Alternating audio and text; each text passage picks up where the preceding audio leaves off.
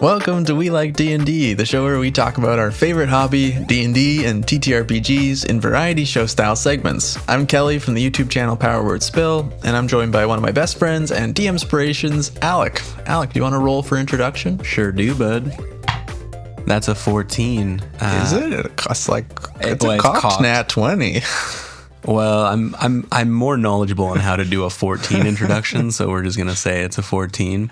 Firm handshake, not too long, good eye contact, and I don't say too much about myself. Wow. Very average. I've forgotten you already, but in a good way. We're also joined by fellow player and my long-term roommate / wife, Loren. Loren, do you want to roll for introduction? Sure do, bud. And that's how I speak to him at home. A 16. Oh. It's an almost perfect handshake. Mm-hmm. Perfect pressure. Up, down, release, but my hands are just a little bit clammy. Oh, yeah. Okay. I noted it, but it wasn't bothersome at all. I left the introduction feeling pleasant.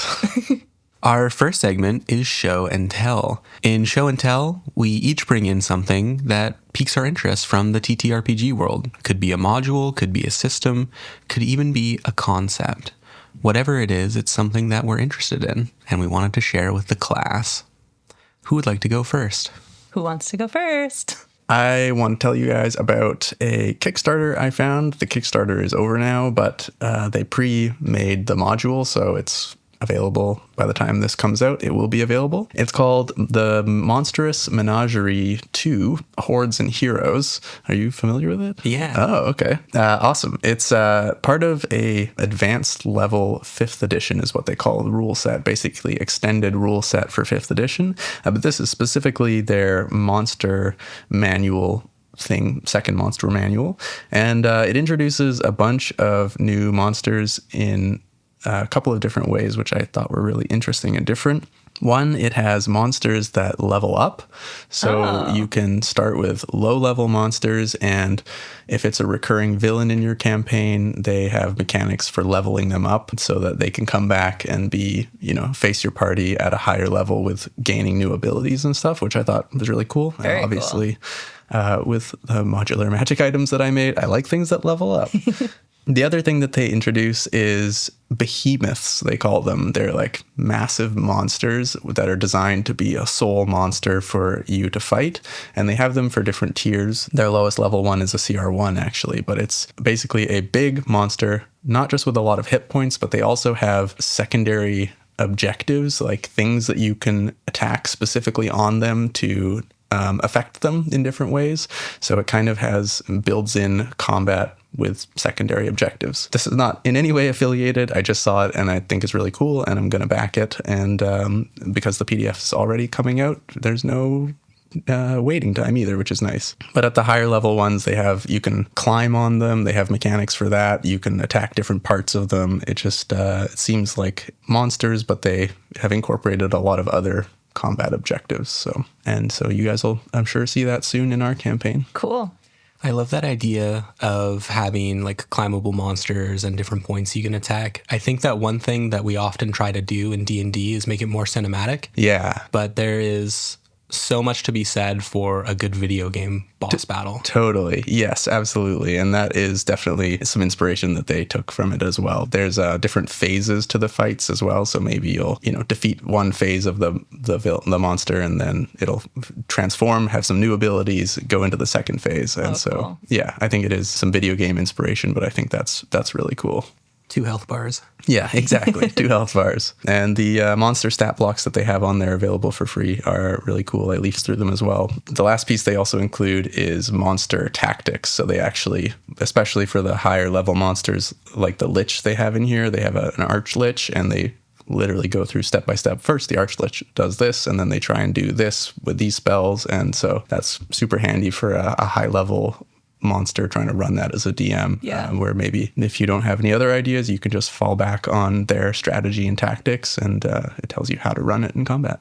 It's so easy as a DM to turn every fight into a slobber knocker where everybody's just standing in front of each other swinging. Yes. I've never heard that term before. Slobber knocker? No. I also haven't, but I like it. And I feel that accurately defines what that is. But yeah, I am definitely guilty of that, and I constantly am trying to think of ways to not have that happen. So I think having some tactics laid out like that would be helpful. Am I allowed to come onto your show and like gas you up? No.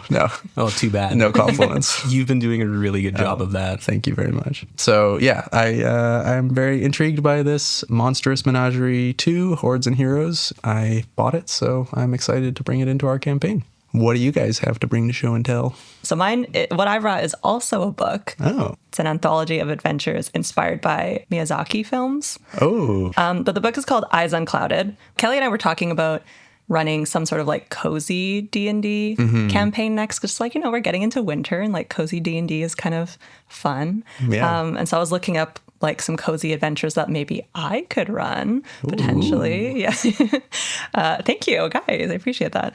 And so the adventure that I first looked at is based on Kiki's delivery service, where it's called Delivery Witches Apply Within by Brittany Hay. And it's like a level 3 one-shot for like a couple of players. I think it's meant for like 2 players maybe. And you're basically like led into this bakery by this magical cat.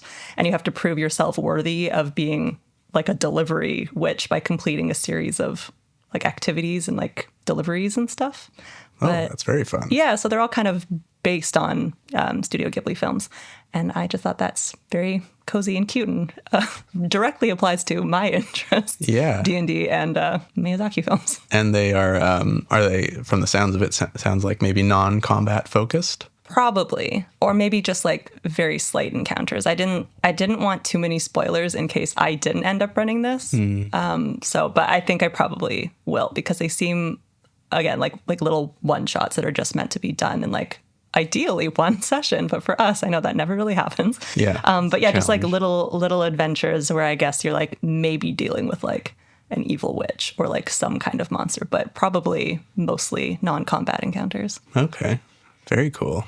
It's perfect for people who either are roleplay focused or want to start working on getting there. Yeah. Yeah. So I think we've really hit a place where we don't need combat when we play D&D. I don't experience cozy very much in tabletop. Right. But cozy is like the perfect place to be. I love to read cozy mystery novels.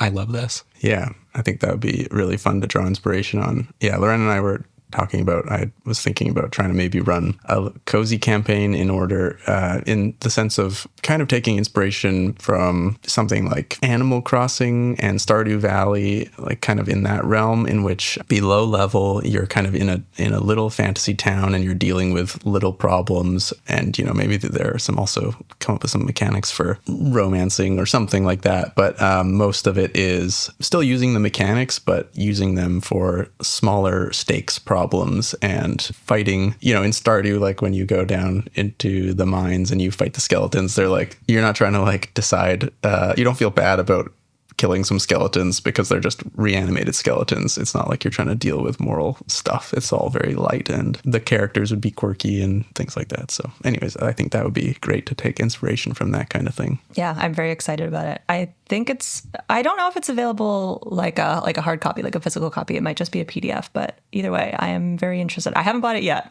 but okay. I'm very close to doing so. All right. We would know if you'd bought it because you would know if there's a hard copy. You love a hard copy. I do love a hard copy, yeah. And I wouldn't shut up about it. If I owned this, I would not stop talking about it. I mean, act now. I'm excited about it. Yeah, cool. Okay. I'll let you know. Absolutely. Okay, cool. Well, thank you for sharing and showing and telling. I didn't really show anything, but I did tell. Okay. What did you bring, Alec? Okay, I went a little smaller scale. I've brought in a class for D&D 5e. Cool. It's the Warlord, and this is a conversion by Kibbles Tasty, who does a lot of custom content for 5e. I think they have a website. Cool. No affiliation, as far as I know. No affiliation, but happy to shout out individual creators. The Warlord is a very interesting class that I'm very excited to give a try the next time we start something new in 5th edition. It was a class in 4th edition or Pathfinder, I can't remember. Okay. I get those confused because I never played them. Okay. But it is a martial support class, which I think is severely lacking in 5th edition. Yeah. And so the idea of a warlord is there's somebody on the battlefield that makes everybody else on the battlefield better, hence support. Yeah. Cool. But with the range of subclasses that are available, I think there's maybe 5 or 6, the way in which your character can do that can vary differently, like vastly differently. What stats you prioritize is different based on the subclasses as well. Oh, cool. So you can be a strength-based warlord, charisma, wisdom, or even intelligence. One of the subclasses is like a tactician type role. And so you can give your allies bonuses based on your intelligence modifier. Oh, that's really cool.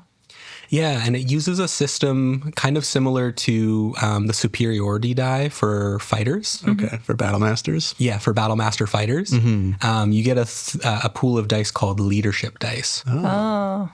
And so the base class, what you can do is expend leadership dice to mark enemies so that when the next person on your team hits them, they do bonus damage and get healing for that amount. Whoa, cool. The Warlord is a short rest-based class, so you're fairly limited with how much leadership dice you can use in one encounter. Okay. But because it's short rest-based, you obviously can be doing that a lot over an adventuring day. Yeah. One of the other things that's really interesting to me is the Warlord gets a second attack, but when the Warlord takes an attack action, in place of their own attack, they can give one of their allies an extra attack on that ally's turn. Whoa. Oh, And you can do that for one or both attacks. very cool. That's really cool. So yeah, it kind of seems like a more flexible, more team-focused Battle Master. Totally. But depending on the subclass that you pick, you can do a lot more as well. There's the one that I want to play is the Commander. Okay. And the Commander has feats that do things like you can pick people up. Oh, cool. Okay. From 0 HP. Yeah. I think the feat is called On Your Feet, Soldier. Nice. And you can, if you're within 5 feet of someone, you can expend a leadership die to heal them for that amount if they're cool. at 0. Wow, that's cool. Yeah. And so I almost always play casters because I feel like I'm a very strategic player, or rather I try to be. I would say you are. And in order to be able to help control the battlefield and control the pace of battle, you almost always have to be a caster. Yeah. But I would love to play a high strength, high charisma character that is on the battlefield, like leading by example. That's cool. Carrying the banner, leading the charge. Yeah. So That definitely fits with your playstyle for sure. I think that's really cool. That's very cool. I am very excited for you to play that in our next campaign. Not to put you on the spot, do you know what the dice is for the leadership dice? So just like superiority die, it starts low and it raises, but it raises on a smaller scale. I think it maxes out at a D10. Okay. And it starts out as a D6. Yeah, okay, that makes sense, because it being short rest, it's definitely more powerful for sure. Exactly. And you start out with only 2 of the die, or 2 of the dice. Yeah. And as you level up, it's like 1 die per level. Oh, nice. So when you're at 20th level, you actually get 20 That's leadership dice. Holy moly. Sick. But I don't think you could possibly use them all. Yeah. That's very cool. Oh, wow. Okay, I'm really excited. Alec brought this up to me earlier, and just in a super short 1 or 2 sentences, I was already interested, but now I'm really interested. That's awesome. I'm excited to see that in action. I think that would be very fun. And it's, that kind of combines a few different elements from classes, but I don't think it doesn't sound like it steps on other classes. Like having some healing, it doesn't really step on a cleric because it's not going to be quite as powerful. You're just kind of more rounded, but not as powerful in any of the scenarios. Totally. Yeah, cool. I am very excited to see that. That segment was brought to you by begging your DM to play a homebrew class. Begging your DM to play a homebrew class. Grovel, grovel. You little sub. Leave that in. Up next, we have a segment we're calling Pop Culture Character Build, where we take a character from our favorite book, movie, or TV show and build them as a D&D character. We built them separately, so we're about to find out if we all built the same thing or built different things. Fingers crossed. This episode, we're building Shrek. What are you doing in my campaign? Layers. These are all very relevant 2025 references. And played by one of us, fellow Canadian Mike Myers. One of us, Canada's own. I haven't seen most of the sequels. I think I've only seen Shrek 1 and 2, but really Shrek 1 holds a place sacred in my heart, and we just rewatched it not too long ago, and it's still great. It's still great. I was hanging out with a friend, and we were a couple of bottles of wine deep when I brought up that I was coming here to record this with y'all. Yeah. And the thing that piqued her interest was that we were doing this Shrek build. Oh, nice. And so I was telling her all about my build. I was like, yeah, but I've never seen any of the sequels, so... And she literally stopped me. We had a show on in the background. Yeah. She turned it off and just turned on Shrek 2. So I've seen Shrek 2 for the first time this week. Nice. And what did you think? Shrek 1 is amazing. Shrek 2 doesn't hold a candle to it, but it's still quite a good film. Yeah. Yeah. I think the second one is the best sequel. Okay. Yeah. Oh, that's not true. I've also seen the one with Justin Timberlake. the Christmas short. Oh, yeah, the Christmas one. Yeah. It's like Shrek the Halls or something. Yeah. It's fine. It's just fine.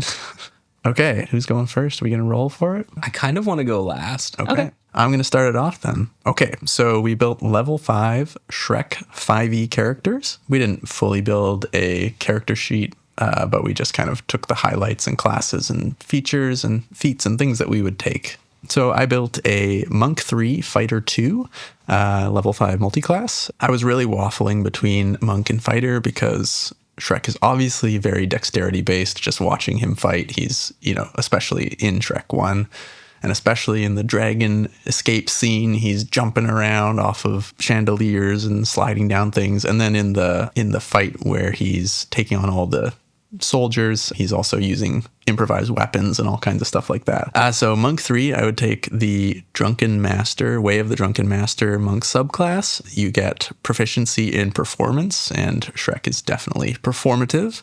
You also, whenever you use Flurry of Blows, you gain the benefits of a disengage, which allows you to be more mobile, and I think Shrek moves around the battlefield a lot.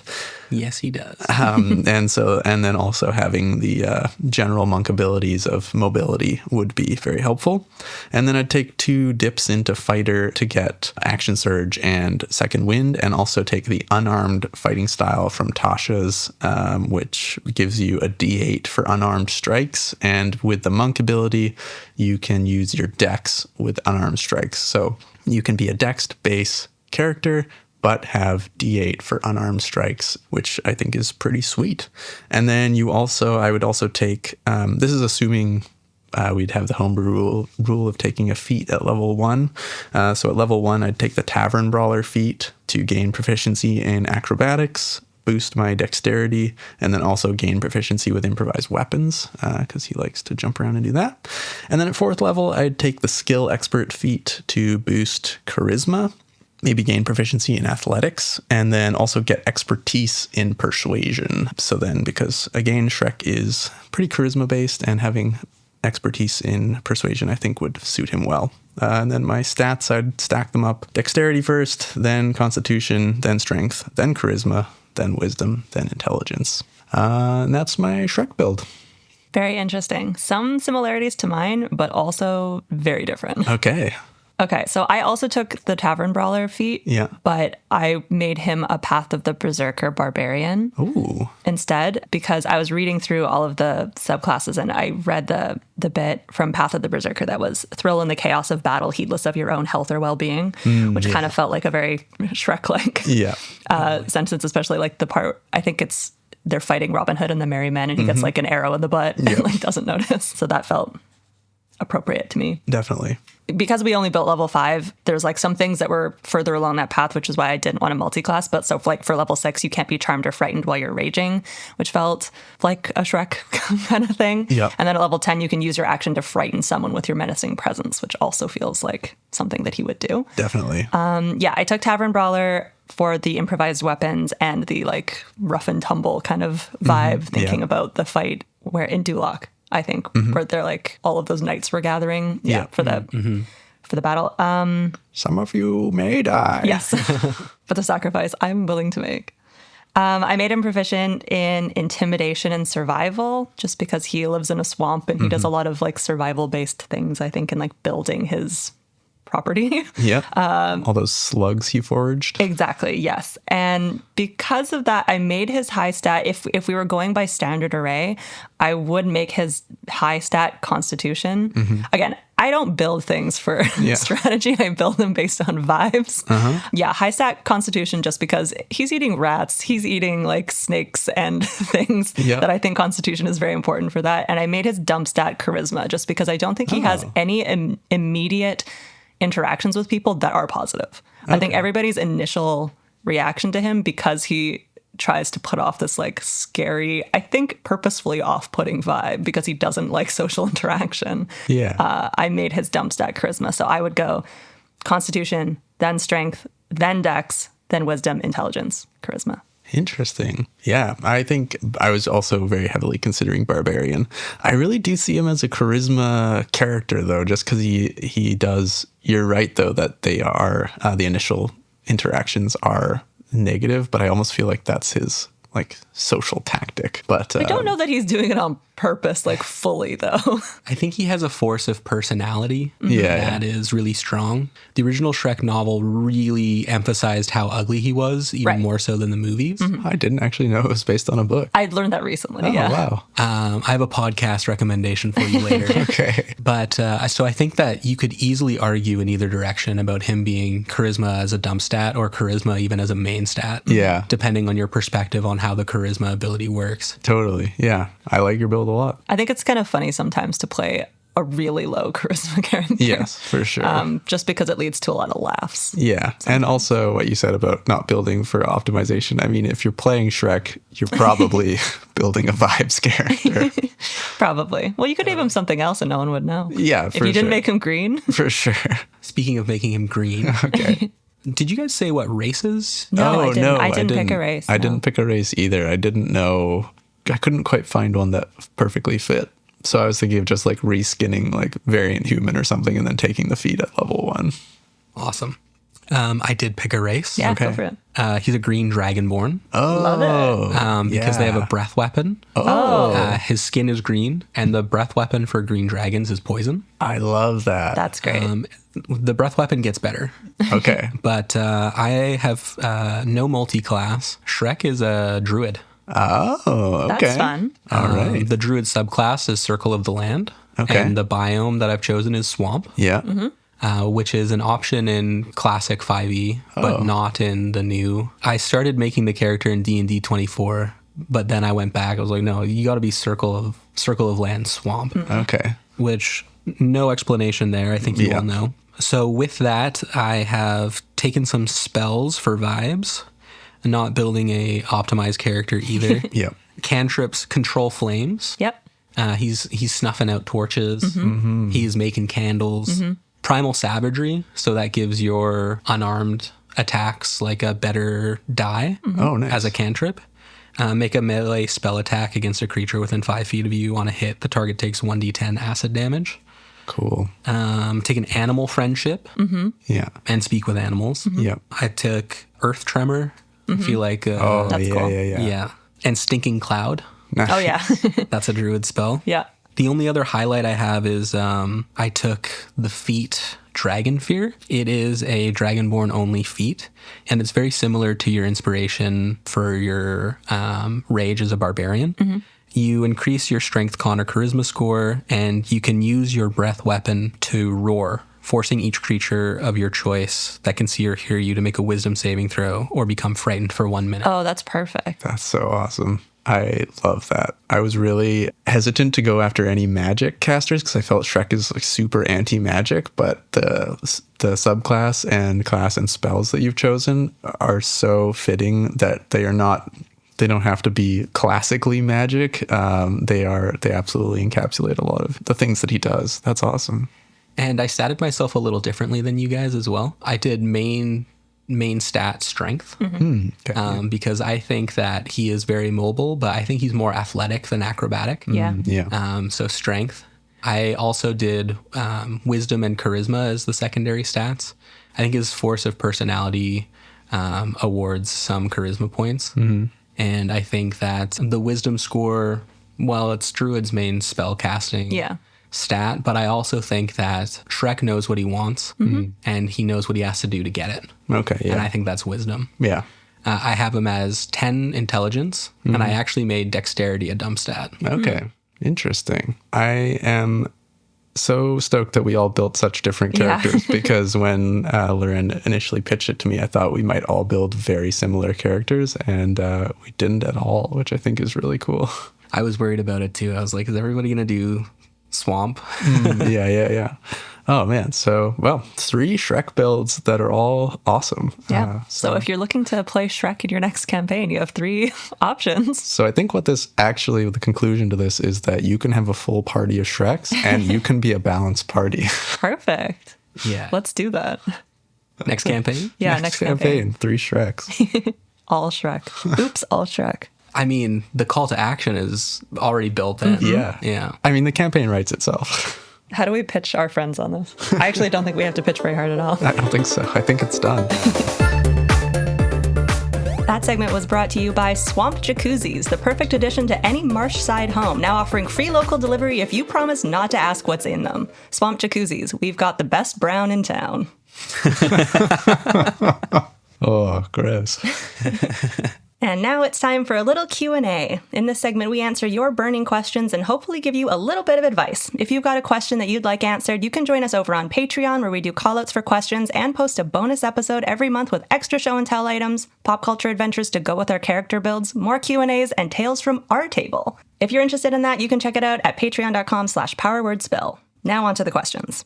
This first one comes from Roger, who says, I DM a party of 4. 2 of them are relatively experienced players, while the other 2 are less experienced. I find the 2 less experienced players don't participate as much to the richness of the story. Any advice on how to get them speaking or involved a bit more?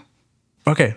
I think first and foremost, I think I would try and find out if they like it that way or if they want to be more involved. Mm-hmm. Yes. Because I think in my experience, some players are just kind of happy to be along for the ride and like to be a little bit involved, but are also just happy to be a member of the team, but don't necessarily want to drive, be in the driver's seat. They just want to be hanging out in the back of the van and having a good time. Mm-hmm. So a couple ways that I was thinking of going about it would be just the most direct way would be to message them privately or chat with them privately between sessions and just ask if they would like to set up some kind of scene for the next session in which they chat with an NPC and just kind of gauge their reaction to that. And if they're interested in that, then maybe they are looking to be more involved. They just don't know how to initiate that. Yeah, I think some players that aren't participating just are happy with the amount that they are participating, and some players just may not know how to initiate and jump in. And so the other thing would be to figure out how to invite them in. What are your guys' thoughts? Yeah, I'd agree with that, I think, because if there's a difference between, not knowing how and not wanting to, because for sure, if they're not interested in, like, maybe they just play D&D because they like the combat and they don't really like the role-playing aspect as much, and they're just kind of happy to be there, and then they really thrive fighting a dragon or something. And like, that's what they enjoy the most. So yeah, if they're not interested in, developing storylines and they're just there to, whack at a bad guy, then that's totally fine. Yeah. I think that the question was about contributing to the richness of the story. Mm-hmm. And I think that a story can be rich in a lot of different ways. And it's about how it can be about how you as a DM frame things. Definitely. So just like you were saying, different people enjoy different aspects of D&D. What we want to do is help make them feel like they're shining. Yeah. And if you can highlight a cool moment that they had in combat, a creative use of a spell, if you can find a way to celebrate that within your world, that really impacts the richness of the story as well. Mm-hmm. I've played with players who get really nervous and uncomfortable with role-playing scenes. Yeah. And sometimes you have to help them out, but sometimes you have to let them be an audience member. It depends on your players. So as elven as it is and as cliche as it is, I think it just comes down to communication. Yeah. But I had one idea based on something that you said, Kelly. Okay. You were saying, do you message them and see if they want to plan a scene? Mm-hmm. I'd like to take that suggestion one step further. Yeah. is message one of your role play heavy players. Yes. And get them in on it and say, hey, like I want to get Becky more involved with role play, see if that's something she's interested in. Can you message her and see if she's down to do a scene with you? First and foremost, that includes more players, which is always better. Second of all, as a player, I love a DM collusion. Yes. And it feels like a little collusion to message with your DM and be like, we're going to get Becky Yes. role playing. Yeah, that is something else I noted down, but you took it one step further, which I think is awesome, because wrote down here that if you're a player at a table and you notice, that's something that you can do as a player, is if you notice someone that is not participating as much, you can reach out to them player to player and ask if they want to do something together. But if, as Roger's in the GM seat, that to reach out to another player is a great idea. That's something I hadn't considered. That's something that actually Alec does all the time. He messages me between sessions sometimes, and I think it's because I don't like to jump into roleplay that often. But he'll message me sometimes and be like, "I was thinking about initiating a scene between our characters about like XYZ, whatever." And I find it very helpful. It's very useful because I think sometimes, again, as a player who doesn't usually like to initiate roleplay scenes, I find it less intimidating if it's just my player or my character and another character versus like trying to jump in if there's like a big, like, well, they said they have four players. Right. So yeah, trying to jump in with like 3 other people versus just jumping in with one person, it's a lot less intimidating. Yeah. So like creating situations where it's just like one experienced player and a less experienced player where they can interact together, and maybe that's a good jumping off point and will make them feel like more comfortable speaking if it's like less pressure. It can also be less pressure because when you're role-playing between characters, you don't feel like you're going to have a negative impact on the world as much. Right. I think sometimes people who are afraid to jump in don't want to mess up this, quote unquote, mess up the situation. Right. I don't want to say the wrong thing to this NPC and then they kill us, or they do this or they do that. But if it's just player to player, you guys get to determine the outcome of that. Totally. That's true. That's a good point. Yeah, and a couple other ideas I had here. You can do especially things like history checks or ability checks for knowledge. Something you can ask one of the players who maybe participates less to make a check if it's something related to maybe their backstory or their character would know. And instead of narrating the answer out at the table, you could message them privately or hand them a piece of paper with the information on it. And that way they can share the information at the table, even though it might not be in character, or it might be in character. But either way, you are, because sometimes I think that some players don't know what to say. And so giving them some reason to jump in and the actual information that they need to share with the party could be helpful. Totally. So, and then if you're narrating it and then they're narrating it again in character, they might feel less reason to do so. But if you send them that privately and then they have to actually share that with the table, that provides them an opportunity. That's a good idea. The other thing I noted down here is something we did early on in our first campaign, because starting to play D&D, it was really awkward to roleplay, and none of us roleplayed in the beginning because it was weird to talk in a character voice, sitting around a table with a bunch of other people. And so I just gave out inspiration every time anyone talked in character. And because inspiration doesn't stack, it didn't seem unfair to the people who were getting more inspiration and talking in character more because they couldn't really use it fast enough. I don't know if that only works if your player wants to be involved more. Otherwise, that's kind of punishing them for not playing in character. So I guess the caveat with that is to first find out if they want to be involved more, and then you can provide some kind of reward every time that happens. But if they are happy with the amount that they roleplay currently, then that can be kind of punishing to them. So don't do that. Totally. One other thing that I would recommend, and this is something that I try to do as a GM broadly, but if you're trying to get people more involved, be watching their reactions to the things you put in front of them. Because if somebody lights up at something, even if they're not often involved in roleplay, that's an opportunity for you to say, oh, how does your character react to that, or whatnot. That's a good point. And that's something I try to do just generally as a GM, because most of the time I haven't prepped anything and I'm flying by the seat of my pants. So I wait until I see somebody get a little stroke of inspiration, and then I just follow that thread. Yeah, absolutely. Kind of similar to that. You can narrate their actions, but you can also ask them to narrate their actions or what something looks like when they do it. And it's also okay to tell them that it's okay if they don't know, but if they do have something in mind, like, oh, casting healing word, what does that look like when you do that? How do you finish this enemy? Asking them to get involved in the narration can help give them permission to be involved as well. I mean, that's part of the power of Matt Mercer saying, how do you want to do this? Yeah, absolutely. Well, I hope that helps, Roger, and come back and let us know if your players are wanting to get involved more and this has helped them out. And our second question is from Al, which is a more Power Word Spill specific question. So this is going to be all you, Kelly. How would or could you implement the modular magic items for a one-shot?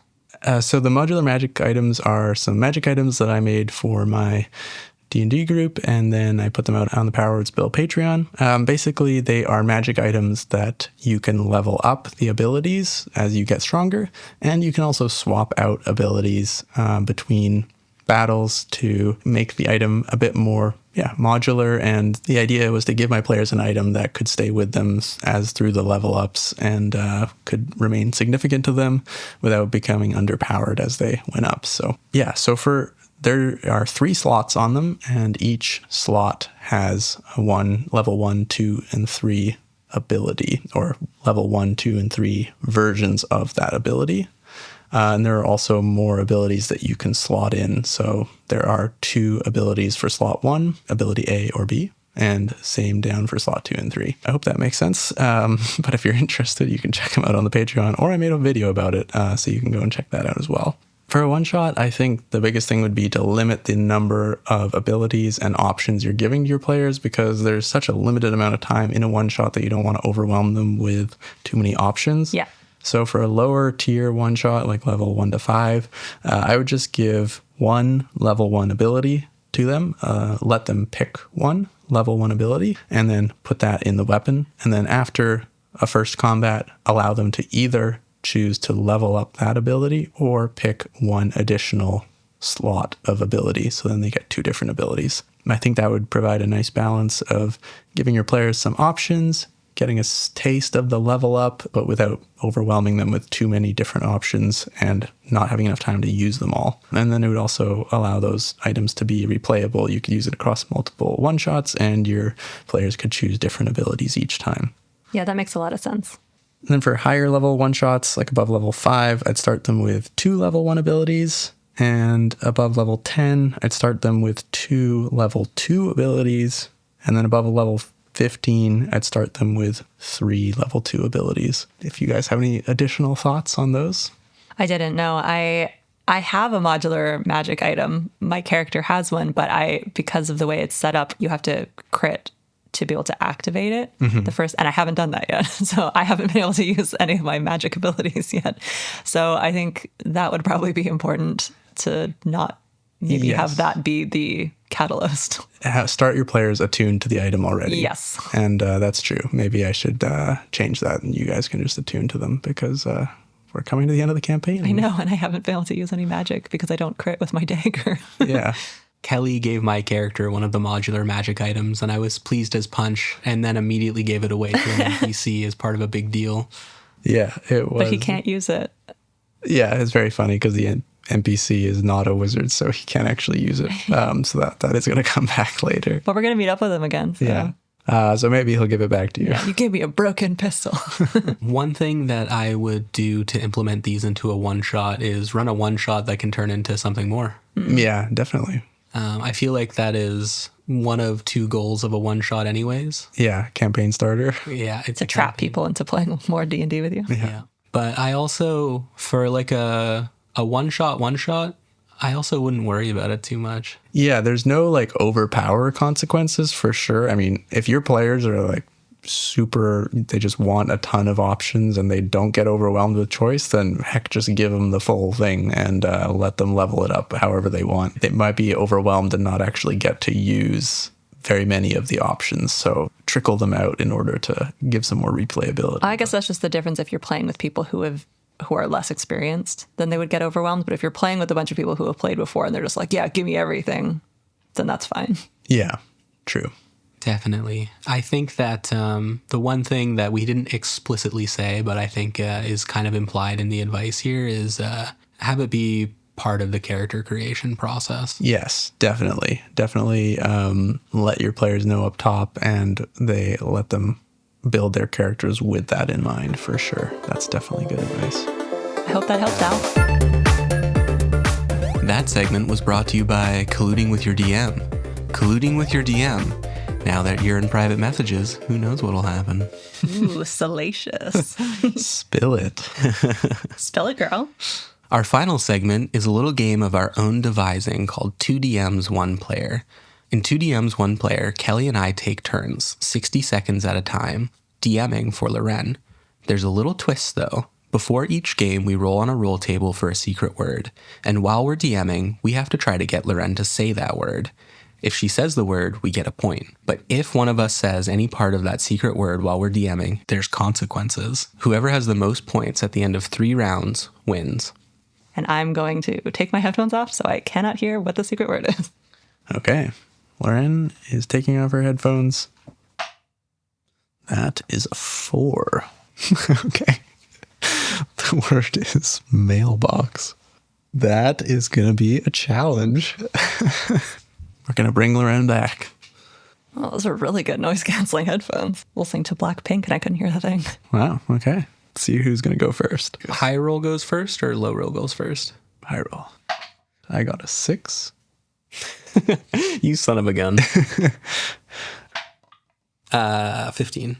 15. All right. Alec is going first. Before we start the timer, tell me about your character. Okay. I am going to play a half-elf ranger. Should I get more specific than that? What's your name? Oh, my name is Evelyn. Evelyn, the half-elf ranger. Okay, I love it. Are you ready? I'm ready. I'm as ready as I'm going to be. Okay. 3, 2, 1, go. So, Evelyn, you find yourself walking down a familiar path in the Whispering Woods, the town of Elven Rangers by your home. You're walking into town when you hear, Evelyn, Evelyn, wait up. And you turn and see your friend, Cindy. Oh, Cindy. Hey, what's up, girl? Not much. I just got a new job. Can you believe it? And you see that she has a messenger-style bag on her back. Oh, I didn't know you were looking for a new job. What are you doing? Delivering newsletters to everybody in town. Oh. Do you want to help? I mean, I was on my way somewhere, but sure. What are the newsletters for? Where were you going? I was just going to go down to the river. Oh, well, I can deliver on the way. I'll join you if you want. Sure. The newsletters are about the local elections. Oh. Yeah, candidates are sending out flyers. I didn't know elves had elections. They sure do. They sure do. The newsletters are about the elections. It's really important. Do you want to come along? Sure. Yeah. Could I see one of them? Oh, yeah, sure. Absolutely. What does it say? Yeah, it just says... Like a smear campaign? No. I mean, yes, it is a smear campaign. You see that the magical toads of the forest have gotten together and they are trying to overthrow the Elven Council. Oh. And so this newsletter is saying, don't let that happen? No, the newsletter is pro-toad. Pro-toad. Okay, yeah. Interesting. She goes, yeah, so actually, I'm so sorry. I have to run. I need to get... I just realized I left the stove on. And can you... That's terrible. We live in trees. Yeah, I know. Tell me about... Dang it. Yes, and I would never do that. So I think I was just being anxious. Do you want to divide and conquer? I will pay you, half of what I'm earning. The river sounds really great right now. It would be lovely to be able to get there soon. Sure, I guess I don't mind helping. Awesome. And she takes half the flyers and gives them to you. Okay. And she says, although this way we don't get to chat with each other, I don't know which I like more. What would you rather do? What if we walk together and I'll take all the houses on the left and you take the houses on the right? See, this is why we're best friends, because you're a genius. Oh, thanks, Cindy. And she gives you half the flyers and you guys walk down the middle of the road and you start delivering. What's your character doing? How are you making this fun for yourself? How are you making this fun for yourself? I don't know that there's a way to make it fun necessarily. We're probably just like chatting while we do it, and just, I mean, are there mailboxes? Am I just like sliding these under people's doors? Like, What do you think? yeah, I think there's little mailboxes. There's like tiny little stump mailboxes, probably. Just Okay. putting them in there. You see, as you do put them in, as you get to like the third one, a tiny toad man jumps out of the bushes and goes, "Yes, very good. You're doing good work." And goes, "Yes, hurry up. We need to deliver all of these ASAP, right now." Okay, well, you're not my boss, so I'm delivering them as fast as I can. He snatches some of them from you. Make a dexterity saving throw. 18. You deftly dodge out of the way, and when he goes to snatch them, he trips and falls and immediately goes unconscious. This my frog God. is like a 1 HP, 1 HP Henry. Cindy, I don't know what's going on here. Who is this man? Oh, that is one of the candidates. They're Oh my not God. supposed to be meddling, but I would hate to just leave him there. Do you have any healing spells? Yeah, I mean, I probably have some. I probably have like healing word. Yeah, you probably do. Okay, I'll healing word. So, yeah, you don't need to roll for it because he only has 1 HP. Okay. But he is back up to full. Okay. And he goes, "Okay, Please don't touch me. fine, but you better vote for me." Okay. And he hops away. I mean, Cindy, I probably won't vote for him. That was like a little scary. But you guys keep...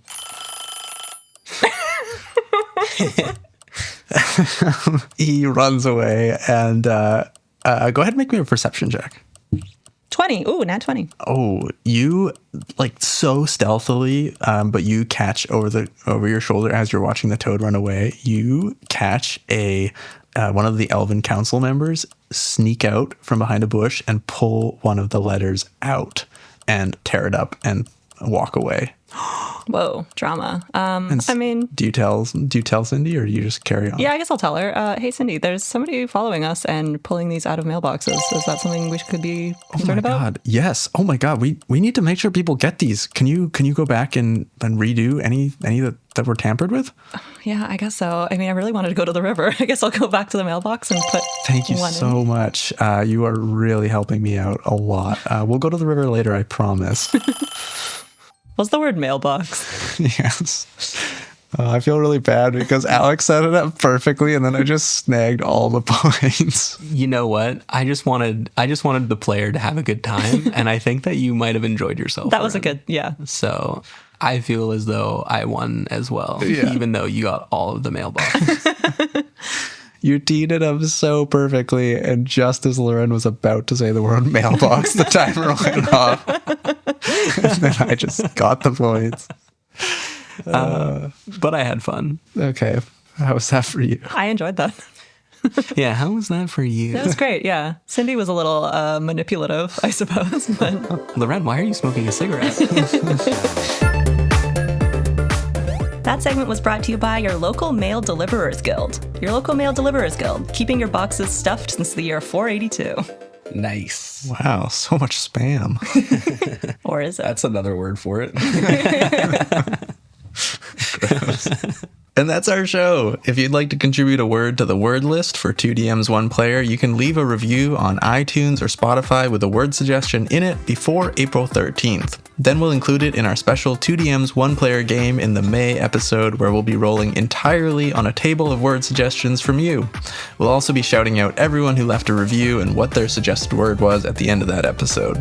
We have 3 episodes that you can listen to right now, and an extra bonus episode for episode 3 on the Patreon, where we'll be talking about our other show and tell items from that episode, workshopping an adventure for the pop culture character build from that episode, and answering some questions. And we'll also be sharing a few stories from our table. You can check that out at patreon.com/powerwordspill.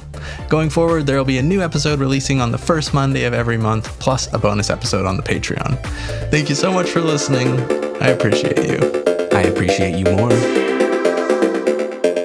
Ren doesn't appreciate you guys. I appreciate you the most.